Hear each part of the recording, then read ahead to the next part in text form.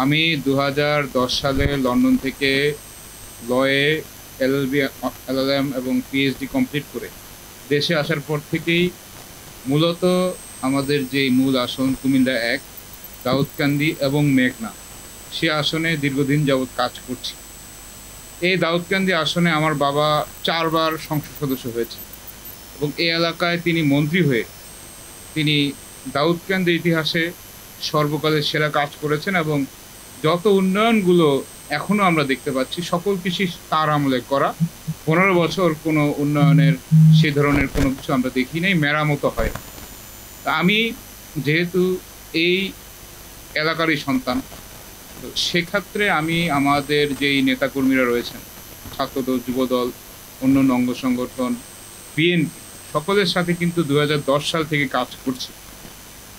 বিশেষ করে 2014 সালে যখন আমার বাবাকে সে ফ্যাসিস্ট শেখ হাসিনা সরকার মিথ্যা মামলা গ্রেপ্তার করে 2 বছর কারাগারে রাখে, তখন কিন্তু এলাকার মানুষের মধ্যে একটি হতাশা ছিল। তাদেরকে সাথে নিয়ে কিন্তু আমি আমার বাবার যে স্থান, যে অপূর্ণতা, সেটাকে আমরা ফুলফিল করার চেষ্টা করেছি এবং প্রত্যেকটি আন্দোলন সংগ্রামে রাজপথে থেকে আমাদের নেতা কর্মীদের নিয়ে আমরা কাজ করেছি। এছাড়া আমি সুপ্রিম কোর্টের লয়ার হিসাবে আমাদের এলাকায় যারা নেতৃবৃন্দ বিভিন্ন সময়ে এই গায়েবী মামলার শিকার হয়েছে, সেই সকল মামলাগুলো নিম্ন আদালতে কুমিল্লাতে যেভাবে, হাইকোর্টেও একইভাবে তাদেরকে জামিন, তাদের মামলাগুলো স্থগিত করা ইত্যাদি বিষয়ে আমি কাজ করেছি।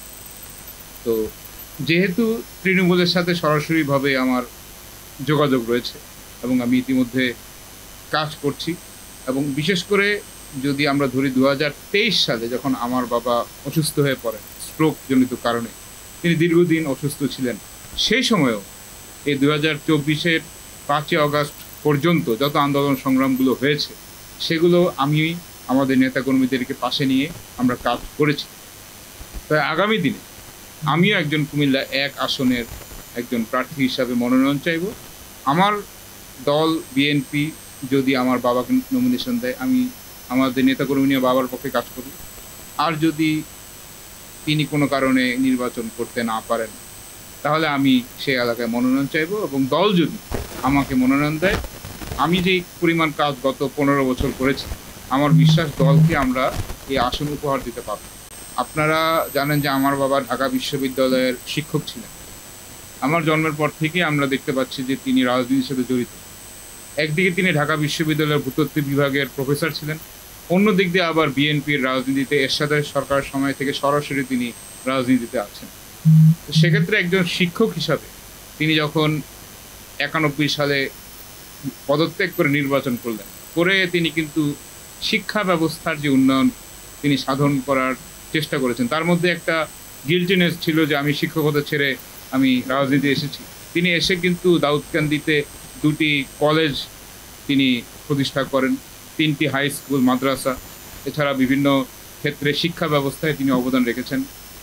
হাসপাতাল তিনি করেছেন, ট্রমা সেন্টার, যেটা এই আমাদের ঢাকা চট্টগ্রাম হাইওয়ের মধ্যে ট্রমা সেন্টারটা তিনি প্রতিষ্ঠা করার কারণে আমাদের আশা ছিল যে পরবর্তী সরকার, অর্থাৎ আওয়ামী লীগ সরকার, সেটাকে কার্যকর করবে।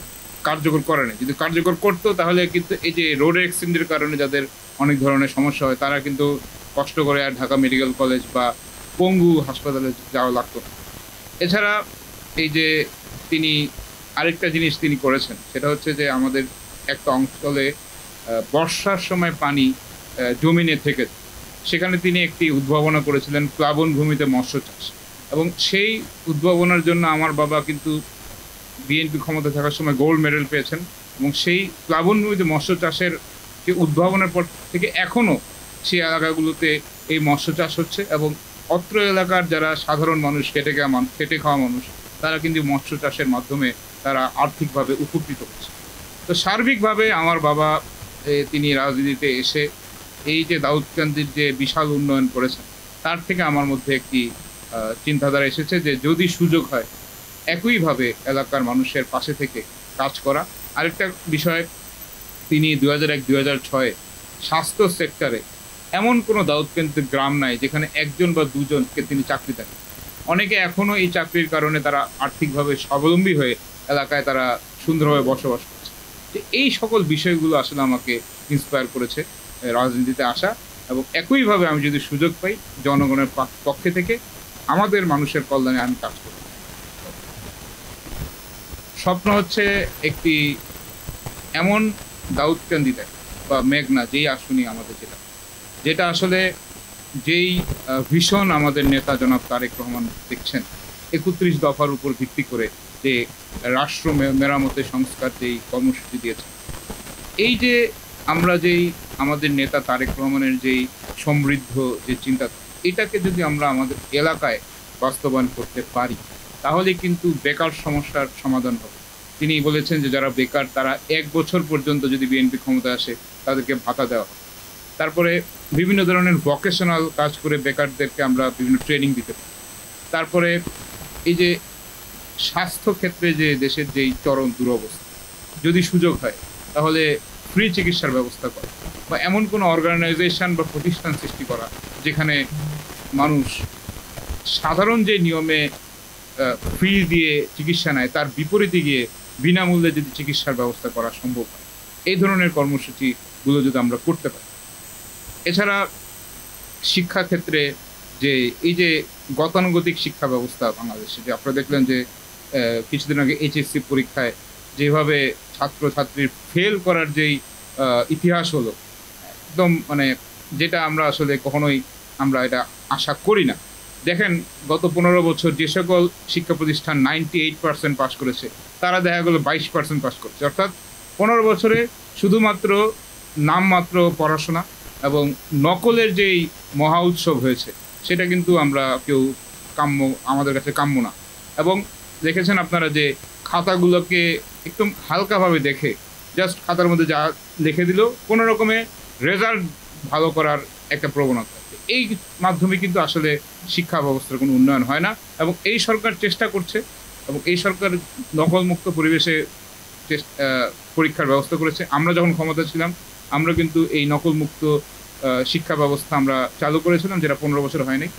ইনশাল্লাহ এইগুলো যাতে করে আবার আমরা সঠিকভাবে চালু করতে পারি, তার মাধ্যমে কিন্তু শিক্ষা ব্যবস্থার উন্নয়ন হবে। আমাদের দেশে অনেক শিক্ষিত ছাত্রছাত্রীরা শেষ পর্যন্ত চাকরি পায় না। অনেকে আছে বাধ্য হয়ে তারা এলাকায় কৃষিকাজ করে, অনেকে বাধ্য হয়ে ইচ্ছার বিরুদ্ধেও তারা ঢাকা শহরে অনেকে সিএনজি চালা অটোরিকশা চালাচ্ছে, জীবিকা নির্বাহ করছে। তো এটা আমি মনে করি যে যেহেতু আমাদের দেশে সরকারি চাকরিটা অত্যন্ত সীমিত, সবার পক্ষে বিসিএস পরীক্ষা দিয়ে পাশ করা সম্ভব না, সবার পক্ষে যেই বিভিন্ন গ্রেডের যেই চাকরি রয়েছে এগুলো পাওয়াও অনেকের পক্ষে দুরূহ। তাই আবার দেখেন যে সবার পক্ষে অনার্স মাস্টার্স কমপ্লিট করাও সম্ভব না আর্থিক কারণে, অনেকে হয়তো সেভাবে মেধাবী না হওয়ার কারণে ওই লেভেল পর্যন্ত যেতে পারছেন না। কিন্তু তারা কিন্তু এদেশের সম্পদ, তারা এদেশের যুবক সমাজ, তাদের ব্যাপারে যদি আমরা কারিগরি প্রশিক্ষণ করতে পারি, যেমন আমাদের দলের প্রতিষ্ঠাতা শহীদ রাষ্ট্রপতি জিয়াউর রহমান কিন্তু এই যে বিদেশে যেই আমরা শ্রমিক পাঠানোর যেই সিস্টেম, এটা কিন্তু তিনি প্রথমে এদেশে এনেছেন। তার মাধ্যমে আমরা এখন পর্যন্ত রেমিটেন্স যেটা বিরাট আকারে পাচ্ছি, এবং যার মাধ্যমে আমাদের অর্থনীতি সমৃদ্ধ হচ্ছে।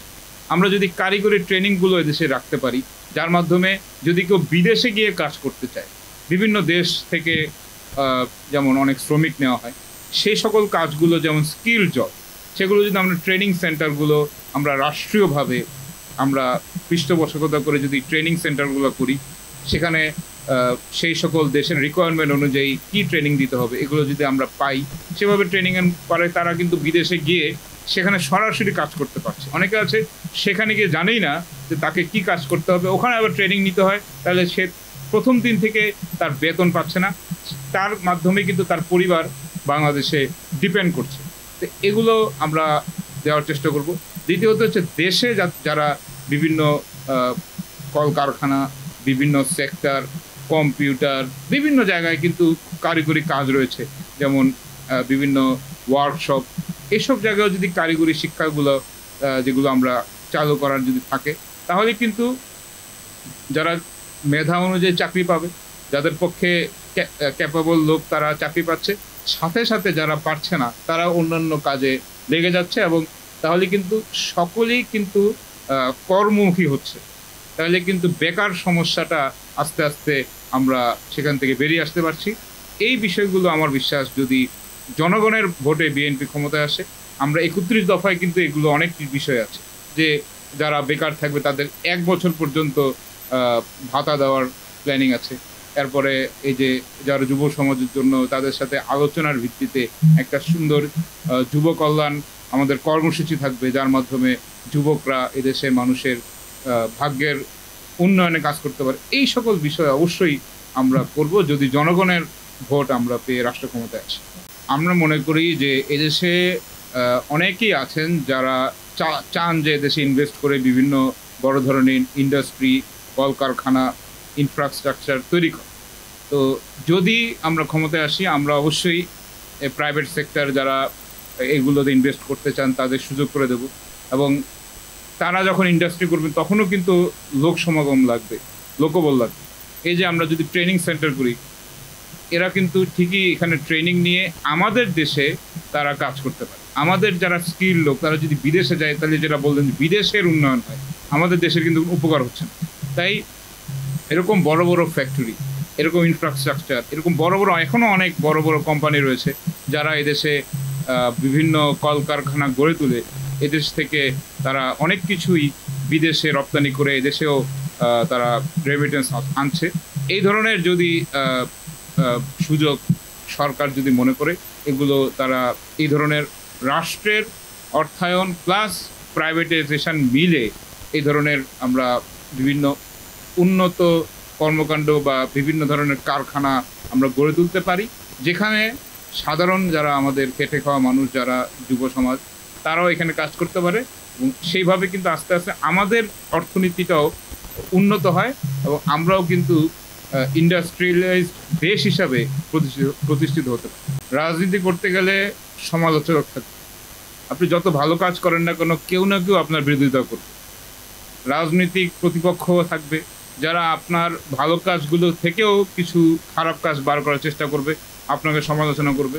রাজনীতি করতে হলে ধৈর্য ধারণ করতে হবে, ধৈর্যে ধারণের কোনো বিকল্প নেই, এবং ভালো সময়ও থাকবে, খারাপ সময়ও থাকবে, দুটাকে ফেস করেই কিন্তু রাজনীতি করতে হবে।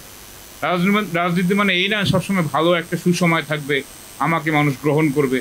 এমনও সময় আসতে পারে যে প্রেক্ষাপট পরিবর্তন হলে কেউ আমার খারাপ সময় আসতে পারে, যেটা আমরা বিগত সময় রাজনীতি দেখেছি। কেউ সরকারে থেকেছে, আবার সেই দলই আবার মামলা মোকদ্দমার সম্মুখীন হয়েছে, জেলখানায় গিয়েছে। আসলে অনেক কিছুই থাকবে। আসলে যেহেতু রাজনীতিতে এসেছি, আমার বাবার জীবনে 8 বছর বিভিন্ন সময় কারাগারে সময় কাটাতে হয়েছে মিথ্যা মামলা। এরকম ধরনের অবস্থা আসতেও পারে। অতএব এগুলোকে মেনে নিয়েই যদি জনগণের জন্য কাজ করতে হয়, জনগণের উপকারে আসতে হয়, তাহলে ভালো মন্দ মিলিয়েই রাজনীতিতে থাকতে হবে। আর সমালোচনা যদি থাকে তাহলে আমি মনে করি যে রাজনীতির জন্য ভালো, তাহলে সেখান থেকে শিক্ষা গ্রহণ করা যায়। মানুষের ভুল হতেই পারে, এবং সেখানে যদি গঠনমূলক সমালোচনা হয় সেখান থেকে অবশ্যই আমি মনে করি যে অনেক কিছু শিখার আছে, জানার আছে, এবং সেখান থেকে ভুলগুলোকে শুধরে সামনের পথে আগানো যায়।